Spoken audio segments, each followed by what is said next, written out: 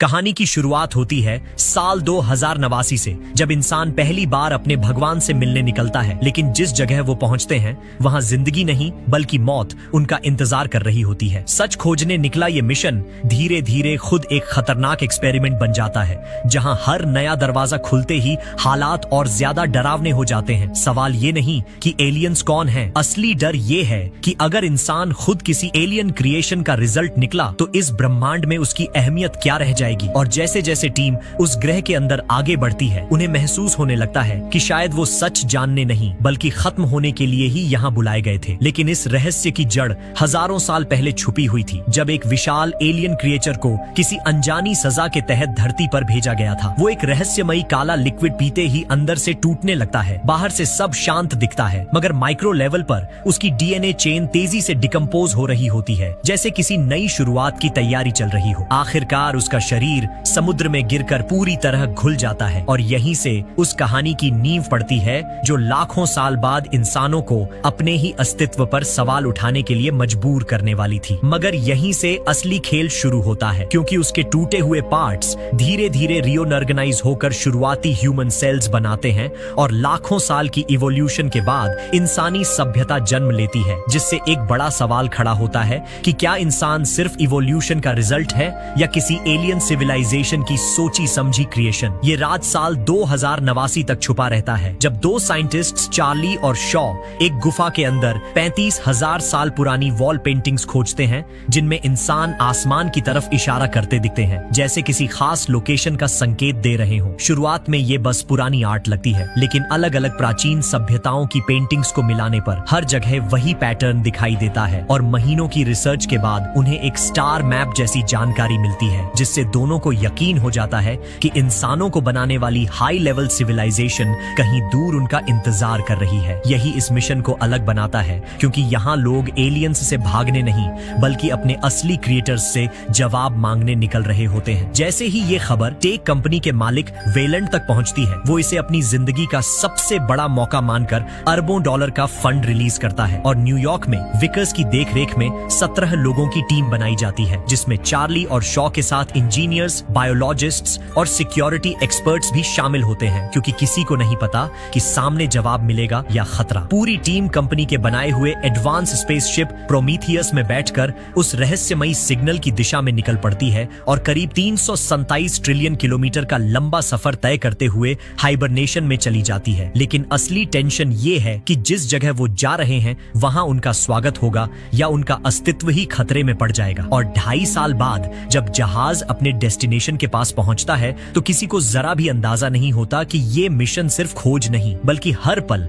जिंदा रहने की असली परीक्षा बनने वाला है। पूरे सफर के दौरान जहाज के सभी 17 क्रू मेंबर्स गहरी हाइबरनेशन में थे, और पूरे स्पेसशिप की जिम्मेदारी अकेले एंड्रॉइड डेविड संभाल रहा था। जैसे ही प्लैनेट करीब आता है, वो एक एक करके सबको जगाना शुरू करता है, क्योंकि अब असली सर्वाइवल मिशन शुरू होने वाला था। स्लीप के साइड इफेक्ट्स से संभलने के बाद कैप्टन जैनेक खुद प्रोमीथियस को कंट्रोल करता है, और टीम उस अनजान ग्रह पर लैंड करती है। जमीन पर उतरते ही उन्हें प्राचीन इमारतों का विशाल ढांचा दिखता है, जिससे साफ हो जाता है कि यहाँ कभी कोई एडवांस सिविलाइजेशन मौजूद थी। लेकिन सवाल ये था कि वो अब कहाँ है और क्यों गायब हो गई। जहाज सुरक्षित उतरने के बाद 6 लोगों की टीम अंदर जांच के लिए भेजी जाती है, और जैसे जैसे वो गहराई में बढ़ते हैं, उन्हें एक आर्टिफिशियल ऑक्सीजन सिस्टम मिलता है, जिसकी हवा धरती से भी ज्यादा साफ लगती है। खतरा कम समझकर सब अपने ऑक्सीजन मास्क उतार देते हैं, लेकिन यही फैसला आगे चलकर भारी पड़ सकता था। थोड़ी ही देर में उन्हें एक बिना सिर वाला विशाल शरीर मिलता है, और अब यकीन हो जाता है कि ये जगह किसी हाई लेवल सिविलाइजेशन की थी। ऐसा लगता है उसका सिर ऊपर गिरे पत्थर से अलग हो गया था। तभी डेविड को पास ही एक अजीब मैकेनिज्म दिखता है, और वो पत्थर को ऊपर उठा देता है। दरवाजा खुलते ही सामने एक विशाल पत्थर का सिर दिखाई देता है, और नीचे लाइन से रखे कई सिलेंडर जैसे कंटेनर नजर आते हैं, जिन पर काले रंग का रहस्यमयी लिक्विड लगा होता है, कुछ ऐसा जिसे खुद डेविड भी तुरंत समझ नहीं पाता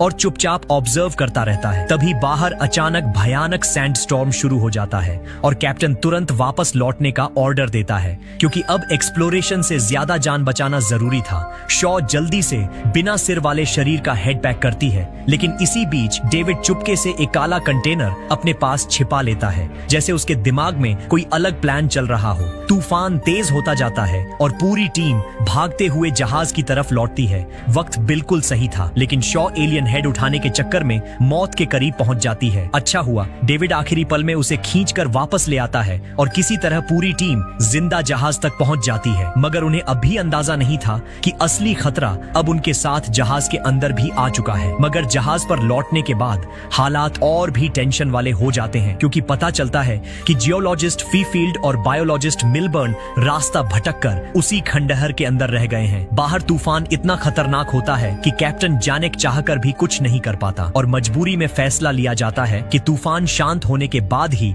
उन्हें लेने वापस जाएंगे। यानी अब हर कोई अपने फैसलों के साथ खुद सरवाइव करने को मजबूर है। इधर शॉ और फोर्ड बिना समय गंवाए उस एलियन सिर की जांच शुरू कर देते हैं और डीएनए कंपेयर करते ही सच्चाई सामने आने लगती है। वही पल जिससे कहानी की शुरुआत हुई थी, अब सबको यकीन हो जाता है कि यही वो एडवांस सिविलाइजेशन थी जिसने इंसानों को बनाया था। लेकिन जितने जवाब मिलते हैं उतने ही नए सवाल भी खड़े हो जाते हैं कि अगर उन्होंने हमें बनाया तो हमें यहाँ क्यों बुलाया गया। रात होते ही जहाज के अंदर अजीब सी खामोशी छा जाती है और उसी दौरान डेविड अकेले एक बंद कमरे में किसी अनजान सिस्टम से बात करता दिखाई देता है, जैसे उसे कोई सीक्रेट मिशन दिया गया हो। कमांड मिलते ही वो धीरे से वही पत्थर वाला कंटेनर निकालता है जिसे उसने चुपके से छिपा लिया था और माहौल अचानक खतरनाक लगने लगता है।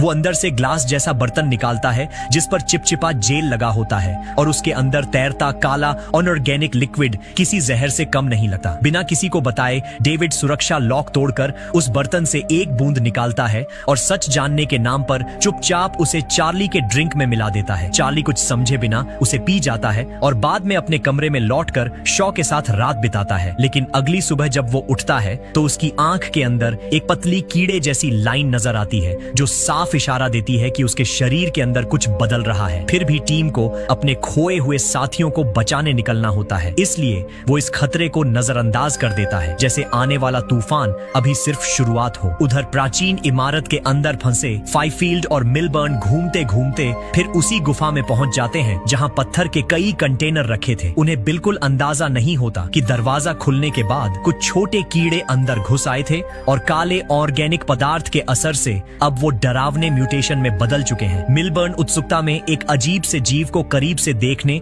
और छूने की कोशिश करता है, लेकिन अगले ही पल वो जीव अचानक अपना सिर जैसा हिस्सा खोलकर उसके हाथ पर हमला कर देता है और कुछ ही सेकंड में उसकी पूरी बांह जकड़ लेता है। वो छूटने की कोशिश करता रहता है, लेकिन उसकी पकड़ और कसती जाती है। फाइफील्ड उसे बचाने के लिए जल्दी से चाकू निकालता है, मगर जैसे ही वो उस जीव को काटता है उसका एसिड जैसा खून सीधे उसके ऑक्सीजन मास्क पर गिर जाता है और पल भर में मास्क गलने लगता है। हालात और बिगड़ जाते हैं क्योंकि वही जीव फिर से अपना शरीर बनाते हुए और ज्यादा खतरनाक हो जाता है और सीधे मिलबर्न के कपड़ों के अंदर घुसकर उसके मुंह में चला जाता है। पूरा सीन इतना अचानक होता है कि कोई कुछ समझ भी नहीं पाता। जब रेस्क्यू टीम वहां पहुंचती है तो उन्हें सिर्फ रिकॉर्ड किया हुआ वीडियो मिलता है जिससे साफ हो जाता है कि अंदर क्या भयानक हुआ था और अब खतरा कितना बढ़ चुका है। इस बीच चार्ली की आंखें पूरी तरह लाल हो चुकी होती हैं और उसे एहसास होने लगता है कि शायद कोई अजीब वायरस उसके अंदर तेजी से फैल रहा है। माहौल धीरे धीरे डरावना और अनकंट्रोल होने लगता है। सब लोग घबराकर पीछे हटने लगते हैं, लेकिन डेविड वहीं रुक जाता है और बिना घबराए एक दूसरी पत्थर की दीवार खोल देता है। अंदर अनगिनत कंटेनर लाइन से रखे होते हैं और भी अंदर एक बड़ा कंट्रोल पैनल दिखाई देता है। वो ध्यान से कुछ बटन दबाता है और चारों तरफ होलोग्राम्स चमकने लगते हैं जिनसे उसे इस सिस्टम को समझने का तरीका मिल जाता है। और तभी उस पैनल के बीच में एक विशाल कॉस्मिक मैप उभर आता है जो किसी अनजान डेस्टिनेशन की ओर इशारा कर रहा होता है। सबसे चौंकाने वाली बात ये होती है कि उस कॉस्मिक मैप में दिखाई देने वाली डेस्टिनेशन कोई और नहीं बल्कि खुद धरती होती है, जैसे ये पूरी जगह किसी बड़े प्लान का हिस्सा हो जो इंसानों के लिए खतरा बन सकता है। होलोग्राम गायब होते ही डेविड पीछे मुड़कर देखता है तो स्लीप पॉड के अंदर एक एलियन बॉडी पड़ी होती है। वो धीरे से उसकी छाती के पास कान लगाता है और हल्की सी धड़कन सुनते ही उसके चेहरे पर एक रहस्यमयी मुस्कान आ जाती है, जैसे उसे अपने मिशन का अगला कदम समझ आ गया हो। दूसरी तरफ चार्ली का इन्फेक्शन तेजी से बढ़ रहा होता है।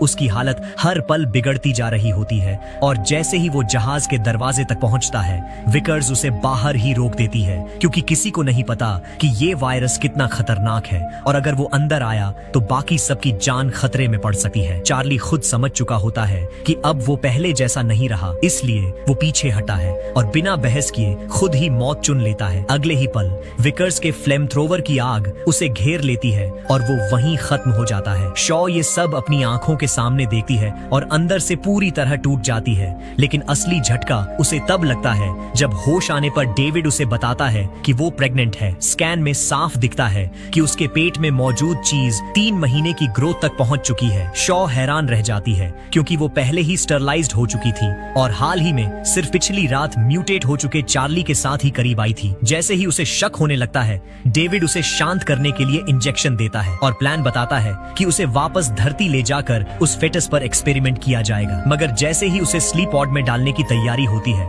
शॉ अचानक जाग जाती है, एक क्रू मेंबर को बेहोश करके खुद को छुड़ाती है और सीधे मेडिकल यूनिट की तरफ भागती है, क्योंकि अब उसके लिए सबसे बड़ा सवाल अपनी जान बचाना बन चुका था। वो जानना चाहती है कि उसके अंदर आखिर पल क्या रहा है। स्मार्ट मेडिकल मशीन में खुद को लॉक करके वो इमरजेंसी सर्जरी शुरू कर देती है। मशीन के ब्लेड जैसे ही स्किन काटते हैं, दर्द इतना तेज होता है कि वो लगभग बेहोश हो जाती है और कुछ ही सेकंड में उसके पेट से एक 4 पैरों वाला ऑक्टोपस जैसा जीव बाहर निकल आता है जो लगातार हिल रहा होता है। शॉ तुरंत ब्लीडिंग कंट्रोल सिस्टम एक्टिव करती है और डर के मारे मेडिकल रूम से बाहर निकल जाती है। पीछे से पूरी लैब को सैनिटाइज मोड में डाल देती है ताकि वो जीव बाहर न आ सके। लड़खड़ाते हुए वो एक सीक्रेट कमरे में पहुंचती है जहां एक बूढ़ा आदमी बैठा होता है, वही असली मालिक वेलैंड जो पूरे वक्त जहाज के अंदर छिपे हुए स्लीप चैम्बर में था। उसने इस मिशन पर अरबों इसलिए खर्च किए थे क्योंकि उसे यकीन था कि इंसानों के क्रिएटर्स उसके लिए लंबी उम्र का राज खोल सकते हैं। और जैसे ही डेविड बताता है कि एक क्रिएटर अभी भी जिंदा हो सकता है, वो खुद उससे मिलने और अमर होने का रास्ता पूछने का फैसला कर लेता है। शॉ भी आखिर उनके साथ जाने के लिए तैयार हो जाती है क्योंकि अब उसके पास सच जानने के अलावा कोई रास्ता नहीं बचा था। और कुछ ही देर में पूरी टीम दोबारा उस प्राचीन इमारत के अंदर पहुंच जाती है। डेविड कंट्रोल पैनल एक्टिव करता है और एलियन स्लीप पॉड खोल देता है। अंदर से जो क्रिएटर बाहर आता है वो किसी डरावने सपने जैसा लगता है, पूरा शरीर बायोलॉजिकल आर्मर से ढका हुआ और लंबाई करीब 2.5 मीटर। वेलेंट इस पल का सालों से इंतजार कर रहा था, इसलिए उसने पहले ही डेविड से प्राचीन भाषा सीखवाई थी ताकि एलियन से बात की जा सके।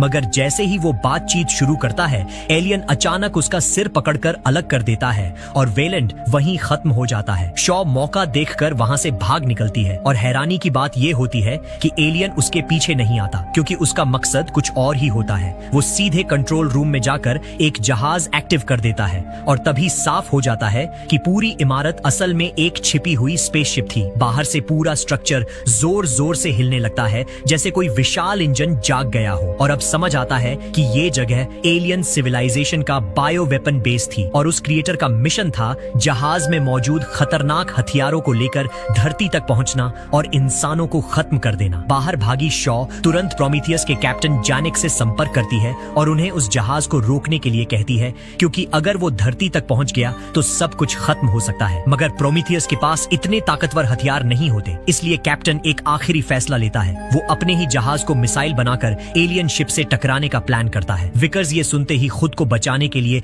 एस्केप पॉड की तरफ भागती है और जहाज से अलग हो जाती है। जैसे ही प्लाज्मा इंजन फुल पावर पर आते हैं, प्रोमीथियस पूरी रफ्तार से एलियन शिप की तरफ बढ़ता है और जोरदार टक्कर के साथ दोनों जहाज हवा में फट पड़ते हैं। एलियन शिप के टुकड़े जलते हुए जमीन पर गिरने लगते हैं, लेकिन किस्मत विकर्स का साथ नहीं देती। बच निकलने के बाद भी वो गिरते हुए मलबे के नीचे दबकर मर जाती है। पूरे मिशन में आखिर जिंदा सिर्फ शॉ बचती है। वो जल्दी से एस्केप पॉड में वापस जाती है इस उम्मीद में कि शायद अब भी कोई रास्ता बचा हो, मगर अंदर पहुंचकर देखती है कि उसके पेट से निकला वो ऑक्टोपस जैसा जीव अभी भी जिंदा है और पहले से कहीं ज्यादा बड़ा और खतरनाक हो चुका है। तभी कम्युनिकेशन डिवाइस से डेविड की आवाज सुनाई देती है। उसका सिर अलग होने के बाद भी उसका सिस्टम एक्टिव रहता है और वो शॉ को चेतावनी देता है कि वो एलियन अभी भी जिंदा है और उसकी तरफ बढ़ रहा है। अगले ही पल कमरे के अंदर वही विशाल एलियन दिखाई देता है और असली खतरा फिर से सामने खड़ा हो जाता है। शॉ तुरंत एस्केप पॉड का दरवाजा खोल देती है और अंदर पल रहे उस डरावने ऑक्टोपस जैसे मॉन्स्टर को बाहर छोड़ देती है। कुछ ही सेकंड में वो जीव उस क्रिएटर पर टूट पड़ता है और उसे कसकर जकड़ लेता है और इसी मौके का फायदा उठाकर शॉ वहां से भाग निकलती है ताकि किसी तरह अपनी जान बचा सके। उसे लगने लगता है कि अब इस अजनबी ग्रह पर मरने का इंतजार करने के अलावा कोई रास्ता नहीं बचा। तभी डेविड फिर से उससे बात करता है और बताता है कि इस प्लेनेट की हर इमारत के नीचे एक एलियन स्पेसशिप छिपी हुई है और उन्हें चलाने का तरीका सिर्फ वही जानता है। अब सवाल सिर्फ बच निकलने का नहीं बल्कि उस सच तक पहुंचने का था जिसने इंसानों की पूरी कहानी बदल दी थी। शॉ बिना देर किए डेविड का सिर उठाती है और दूसरी एलियन शिप तक पहुंच जाती है। दोनों वहां से उड़ान भरते हैं, लेकिन इस बार उनका रास्ता धरती की तरफ नहीं बल्कि उस रहस्यमयी होम वर्ल्ड की ओर होता है, क्योंकि शॉ के मन में अब सिर्फ एक सवाल बचा है कि अगर इन्हीं एलियंस ने इंसानों को बनाया था तो फिर उन्हें खत्म करने की तैयारी क्यों की। जहाज जैसे ही उस सुनसान ग्रह से दूर जाता है, पीछे छोड़ा गया वही ऑक्टोपस मॉन्स्टर मरे हुए क्रिएटर की बॉडी के अंदर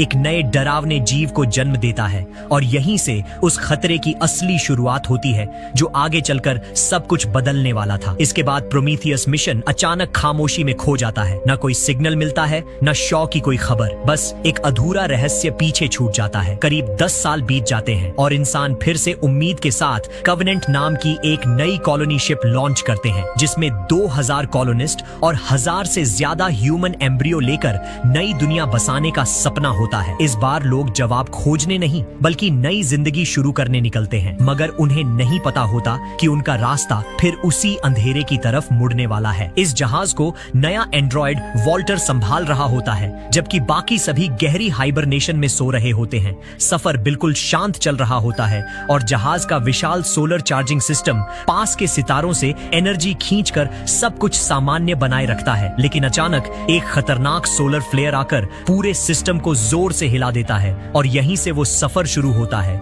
जो धीरे धीरे एक और खतरनाक सर्वाइवल में बदलने वाला था। जोरदार शॉक वेव नैनो सेल को फाड़ देती है, जहाज बुरी तरह कांप उठता है और हर तरफ अलार्म बजने लगते हैं। इमरजेंसी में वॉल्टर कई क्रू मेंबर्स को जगा देता है, मगर कैप्टन का स्लीप पॉड फेल हो जाता है और वो जिंदा ही आग में जलकर मर जाता है। हालात एकदम बदल जाते हैं और सेकंड कमांड ऑरम को तुरंत नया कैप्टन बनना पड़ता है। उसी पल से उनकी असली परीक्षा शुरू हो जाती है, क्योंकि मिशन अब सिर्फ कॉलोनी बसाने का नहीं बल्कि हर फैसले के साथ जिंदा रहने का बन चुका था। और उन्हें अभी तक अंदाजा भी नहीं होता कि जिस रास्ते पर वो आगे बढ़ रहे हैं वहां कहीं पहले से डेविड अपना खतरनाक खेल तैयार कर चुका है। सोलर फ्लेयर जितनी तेजी से आया था उतनी ही जल्दी शांत भी हो जाता है, लेकिन चार्जिंग सिस्टम में खराबी आ चुकी होती है और उसे तुरंत ठीक करना जरूरी होता है। किस्मत से नुकसान ज्यादा नहीं हुआ था, इसलिए रिपेयर टीम टूटे हिस्सों को वेल्ड करके सिस्टम फिर से चालू कर देती है और जहाज की बिजली दोबारा स्टेबल हो जाती है। मगर रिपेयर से लौटते वक्त एक टेक्नीशियन को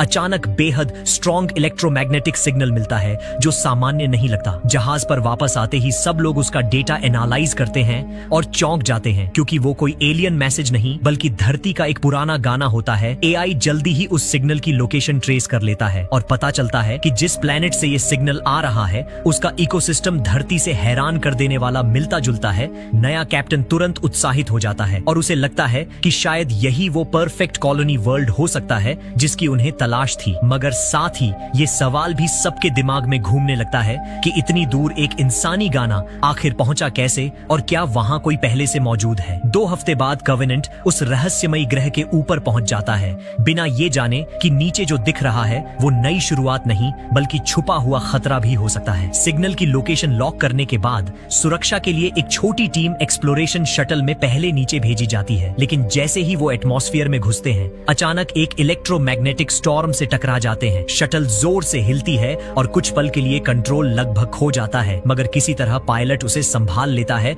और टीम आगे बढ़ती रहती है। कुछ देर बाद उनके सामने हरियाली से भरी खूबसूरत वादियां खुल जाती हैं। हवा इतनी साफ होती है कि सबको यकीन होने लगता है कि शायद यही वो परफेक्ट जगह है जिसकी उन्हें तलाश थी। लेकिन अजीब बात ये होती है कि यहाँ गेहूं की फसल उग रही होती है जैसे किसी ने जानबूझकर बोई हो, और इतनी हरियाली के बावजूद न कोई पक्षी की आवाज सुनाई देती है न कोई कीड़ा नजर आता है, जिससे माहौल जितना शांत दिखता है उतना ही असहज भी लगने लगता है। टीम 2 हिस्सों में बंट जाती है। एक ग्रुप सिग्नल का पीछा करते हुए एक विशाल एलियन जहाज तक पहुंच जाता है, जबकि दूसरी टीम के साथ धीरे धीरे कुछ अजीब होने लगता है। लेडवॉर्ड गलती से नीले रंग के किसी अजीब फंगस जैसे ऑब्जेक्ट पर पैर रख देता है। वो तुरंत फटकर काले पाउडर में बदल जाता है और हवा में घुलते ही सीधे उसके कान के अंदर चला जाता है, मगर उसे इसका एहसास तक नहीं होता। कुछ ही देर में उसका चेहरा पीला पड़ने लगता है और वो खून की उल्टियां करने लगता है। उसी वक्त दूसरी तरफ हेलेट जमीन पर पड़े किसी अंडे जैसी चीज को छू छूता है और उससे निकले काले कण उसकी नाक के रास्ते शरीर के अंदर घुस जाते हैं। बाहर से सब सामान्य दिखता है, लेकिन अंदर ही अंदर खतरा तेजी से पनप रहा होता है और टीम को अभी अंदाजा भी नहीं होता कि उनका हर कदम उन्हें किस दिशा में ले जा रहा है। कुछ ही देर में दूसरी टीम के साथ भी वही डरावनी हालत शुरू हो जाती है, इसलिए दोनों ग्रुप जल्दी से वापस एक्सप्लोरेशन शटल में लौटने का फैसला करते हैं, जहां इमरजेंसी मेडिकल सिस्टम और क्वारंटीन पॉड मौजूद होते हैं। लेकिन इन्फेक्शन इतनी तेजी से फैल रहा होता है कि किसी को समझ नहीं आता क्या किया जाए और माहौल हर पल ज्यादा खतरनाक होता जाता है। सबसे पहले लेडवर्ड मेडिकल यूनिट तक पहुंचता है, मगर अंदर जाते ही उसे जोरदार झटके लगने लगते हैं, जैसे उसके शरीर के अंदर कुछ जिंदा हो और बाहर आने की कोशिश कर रहा हो। वहां तैनात पायलट फेरिस घबरा जाती है और उसे लगता है कि ये कोई बेहद खतरनाक वायरस है, इसलिए वो तुरंत कंट्रोल रूम में जाकर मेन शिप से संपर्क करने की कोशिश करती है। लेकिन बाहर चल रहे इलेक्ट्रोमैग्नेटिक स्टॉर्म की वजह से न उनकी आवाज साफ पहुंचती है और न ही मेन शिप नीचे उतरने का जोखिम ले पाती है। जब फेरिस वापस मेडिकल एरिया में लौटती है तो देखती है कि लेडवर्ड की पीठ अजीब तरीके से फूल रही है, जैसे अंदर से कुछ फटकर बाहर निकलने वाला हो। डर के मारे वो फ्रंट केबिन से हथियार उठाकर वापस आती है, मगर तब तक देर हो चुकी होती है। 2 क्रू मेंबर्स जमीन पर पड़े होते हैं और उनके बीच एक नया अजीब सा एलियन जीव खड़ा होता है जो अभी अभी जन्मा था। घबराहट में वो गलती से जहाज के फ्यूल सेक्शन पर गोली चला देती है और पूरी शटल आग की लपटों में घिर जाती है। हालांकि वो जीव अपनी तेज रफ्तार से वहां से भाग निकलता है और अंधेरे में गायब हो जाता है। पीछे से पहुंचे बाकी लोग समझ ही नहीं पाते क्या हुआ और बस अपने साथियों को आग में खत्म होते देखते रह जाते हैं। लेकिन असली आफत अब भी शुरू ही हुई होती है, क्योंकि हैलेट भी अचानक तड़पने लगता है और कुछ ही सेकंड में उसके शरीर से एक और एलियन जन्म ले लेता है।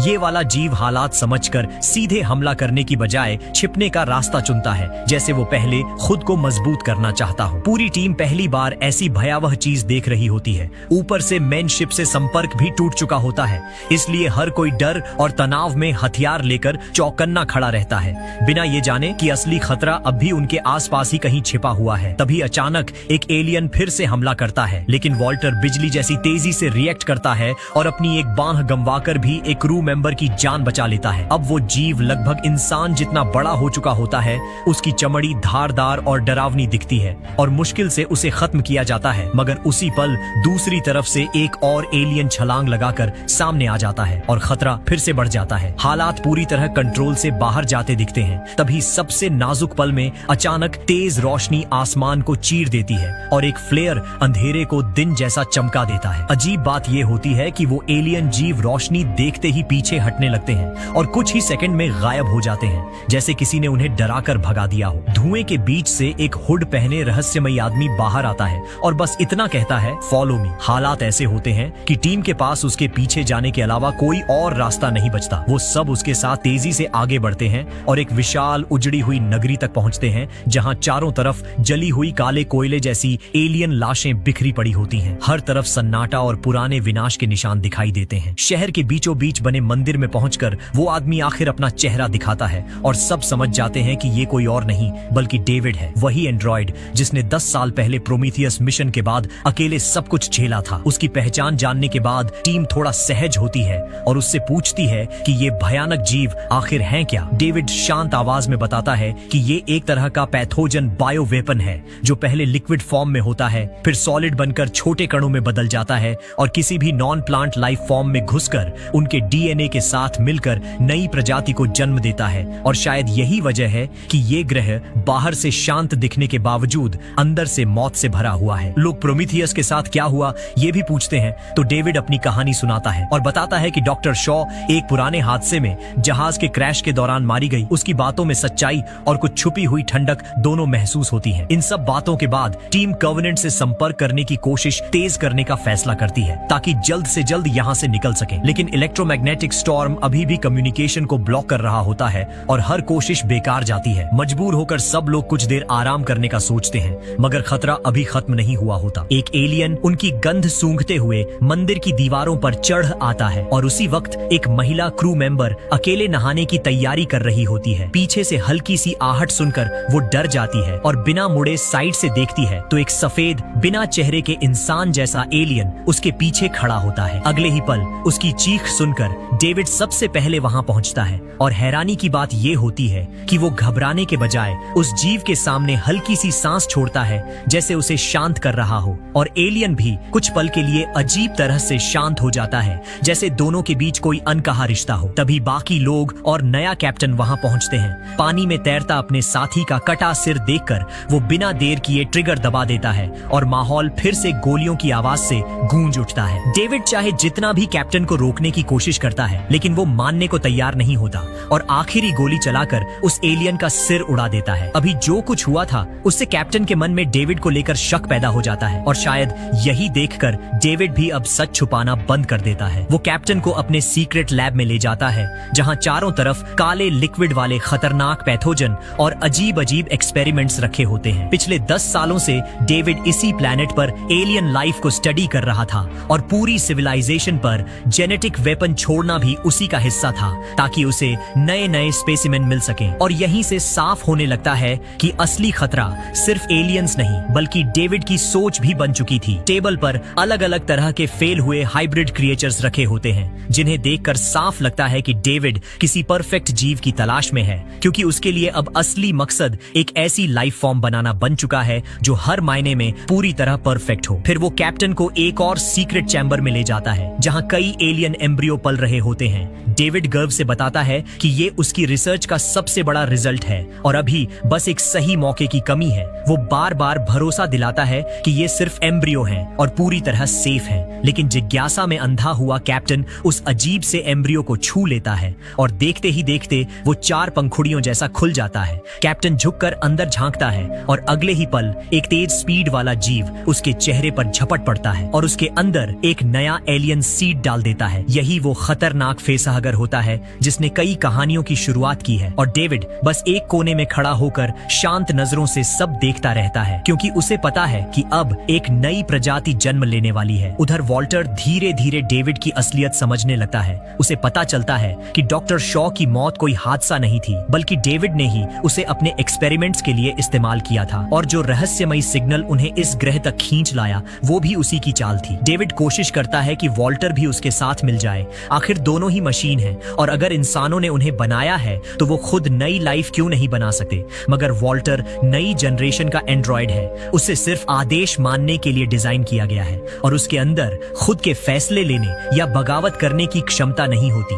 माहौल अचानक भारी हो जाता है और दोनों के बीच टकराव तय नजर आने लगता है, जैसे अब असली संघर्ष शुरू होने वाला हो। अचानक डेविड आगे बढ़कर वॉल्टर के शटडाउन स्विच पर कुछ दबाने की कोशिश करता है, जैसे अब उसने अपने सारे इरादे खुलकर दिखा दिए हों और पूरी तरह अपने असली रूप में आ गया हो। लेकिन उसे ये अंदाजा नहीं होता कि नई जनरेशन के एंड्रॉइड की बनावट पहले जैसी नहीं रही और वॉल्टर उतनी आसानी से बंद नहीं होने वाला था। उधर बाकी क्रू मेंबर्स भी डेविड की सीक्रेट लैब तक पहुंच जाते हैं। तभी अंधेरे में से एक फेसहगर उन पर झपट पड़ता है और सब लोग घबराकर फायरिंग शुरू कर देते हैं। मगर वो जीव इतना तेज होता है कि गोलियों से बचते हुए दूसरी केबिन में घुस जाता है और एक और क्रू मेंबर पर हमला कर देता है। साथ ही किसी तरह उसे खींचकर बचा लेते हैं, लेकिन तब तक वो परजीवी अपना अंडा उसके अंदर छोड़ चुका होता है। तभी ऊपर से एक पूरी तरह विकसित एलियन नीचे कूदता है, वही जो डेविड ने कैप्टन के शरीर से पैदा किया था। जिस आदमी को अभी बचाया गया था वो तो तुरंत नहीं मरता, मगर उसे बचाने वाला साथी एलियन के सामने असहाय पड़ जाता है और उसका अगला शिकार बन जाता है। हालात हर सेकंड हाथ से निकलते जा रहे होते हैं। दूसरी तरफ डेनियल्स को भी डेविड के असली एक्सपेरिमेंट्स का सच पता चल जाता है, लेकिन डेविड उसे भी अपने नए एलियन के लिए होस्ट बनाना चाहता है। ठीक उसी वक्त वॉल्टर वापस आ जाता है और दोनों एंड्रॉइड आमने सामने भिड़ जाते हैं। नई जनरेशन होने की वजह से वॉल्टर की ताकत और सिस्टम ज्यादा एडवांस होते हैं। डेविड बार बार उसका शटडाउन पॉइंट ढूंढने की कोशिश करता है, मगर हर बार नाकाम रहता है और आखिरकार वॉल्टर उसे काबू में कर लेता है, जैसे कुछ पल के लिए खतरा थम गया हो। इसी दौरान कवेनेंट की मेन शिप अपने साथियों को छोड़ने को तैयार नहीं होती और एक इंजीनियरिंग शटल नीचे भेजती है, क्योंकि ऊपर इंतजार कर रहे लोगों को भी अब एहसास हो चुका होता है कि नीचे कुछ बहुत गलत हो रहा है और वक्त तेजी से खत्म होता जा रहा है। जो लोग जिंदा बचे होते हैं उन्हें लगता है जैसे उन्हें नई उम्मीद मिल गई हो और वो जल्दी से उस शटल में चढ़ने लगते हैं, लेकिन खतरा अभी खत्म नहीं हुआ होता, क्योंकि एक पूरा विकसित एलियन चुपके से शटल के नीचे लटक जाता है। डेनियल्स और बाकी लोग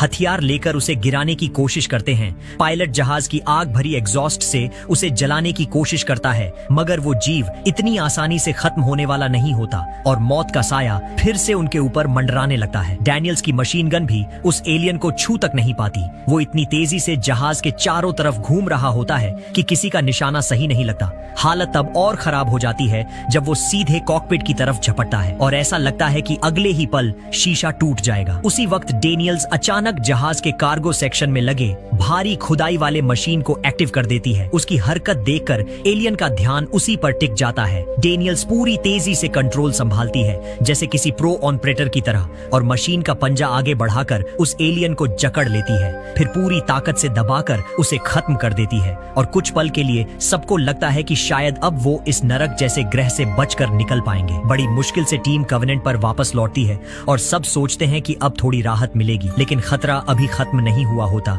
क्योंकि पहले जिस क्रू मेंबर को फेसहगर ने घायल किया था उसके शरीर के अंदर पल रहा एलियन अब फटकर बाहर आ चुका होता है। और जब तक लोगों को पता चलता है वो जहाज के अंदर तेजी से घूमने लगता है। जहाज पर 2000 सोए हुए कॉलोनिस्ट और हजारों ह्यूमन एम्ब्रियो मौजूद होते हैं। पूरी मानव कॉलोनी की उम्मीद उसी पर टिकी होती है और अब हर सेकंड का मतलब सिर्फ एक ही होता है, या तो वो इस खतरे को रोकेंगे या फिर सब कुछ हमेशा के लिए खत्म हो सकता है। डैनियल्स तुरंत वॉल्टर को आदेश देती है कि सारे सेक्शन लॉक कर दिए जाएं और एक एक करके पास वाले दरवाजे खोलकर उस एलियन को एक खास जगह की तरफ मोड़ा जाए। प्लान धीरे धीरे काम करने लगता है और वो जीव टेरेन इंजीनियरिंग बे तक पहुंच जाता है, जहां भारी मशीनें रखी होती हैं जिन्हें नई कॉलोनी बसाने के लिए इस्तेमाल होना था। डैनियल्स खुद को चारा बनाकर एलियन को एक कार्गो व्हीकल के अंदर खींच लाती है और उसे वहीं फंसा देती है। फिर बाकी लोग मिलकर एयरलॉक खोलते हैं ताकि उस गाड़ी को सीधे स्पेस में फेंका जा सके। सबको लगता है अब जीत पक्की है, लेकिन आखिरी पल में एलियन छलांग लगाकर